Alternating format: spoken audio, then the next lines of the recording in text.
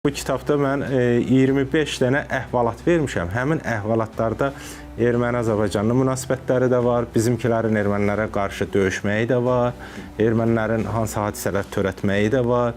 Eyni zamanda ermənilərin 1919-cu ildə belinə qaynar samavar bağlayıb öldürdükləri Aşıq Nəcəf də bizim kəndin oğludur. Aşıq Nəcəf çox bənzərsiz istedada malik bir aşıq olubdur.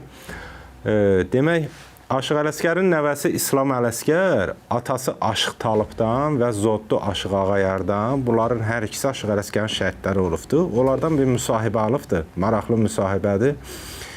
Demək, həmin müsahibədə deyir ki, Aşıq Ələsgərin axı 12 şəhərdə olubdur. Deyir ki, şəhidlərinin hansını çox istəyirdi? Deyir, Nəcəfi. Deyir, niyə? Nəcəfi niyə? Deyir, çünki həm bənzərsiz səsi olub, çox istedadlı olub, hətta Aşıq Nəcəf şikəstə belə oxuyurmuş, muğamları oxuyurmuş. O dərəcədə istedadlı bir aşıq olubdur. Gözəl zil səsi olubdur. Bilirsiniz də, seridə ən zil səsdə Aşıq Əsəd olubdur. Hətta Moskvada oxuyanda Stalinin qarşısında belə Stalin onun boğazını yoxlatdırıb ki, görün ora nəsə qoymayıblar aparat. O dərəcədə Aşıq Ələsgər məsləhət görürmüş ki, ancaq Aşıq Nəcəflə Aşıq Əsəd eyni toya gedə bilər. Çünki bunların səs diapazonu bir-birinə uyğun gəlir. Bu baxımdan Aşıq Nəcəf o dərəcədə istedadlı bir aşıq olubdur.